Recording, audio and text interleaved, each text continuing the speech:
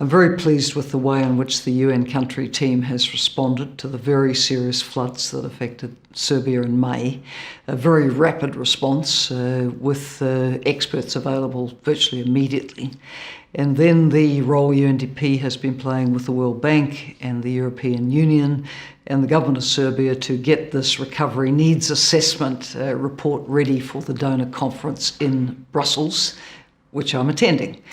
And I really hope that the donors who come will look very seriously at the needs which Serbia has outlined. Of course, Serbia will cover many, many costs of the recovery itself.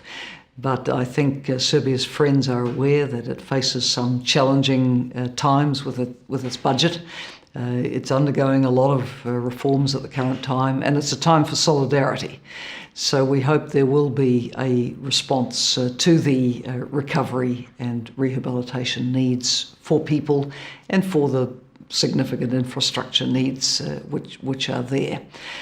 Looking ahead, I think where UNDP can be very helpful is in bringing the global expertise it has on how to increase the level of resilience to disaster in the country.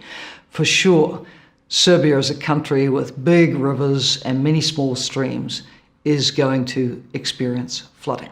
So what can be done proactively about this? Can there be reforestation in the catchment areas, not only in Serbia, but in the neighbouring countries as well, as if we look at this as a regional issue? What flood control measures can be done in the municipalities of Serbia itself? What should be done about the zoning of where people should be building their homes? If everything just gets put back the way it was without these longer term investments, it will happen again. It's always better to invest in prevention than to be paying many times the cost of that later in cleanup and recovery, as Serbia is now experiencing.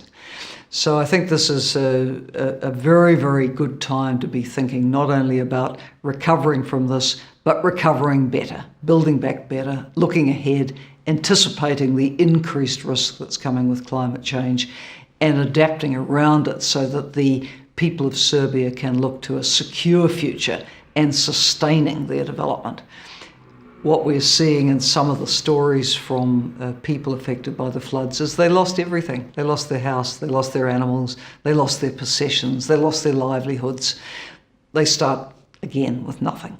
So for the future, can we build greater resilience so that people don't get wiped out like that when there's a serious water event?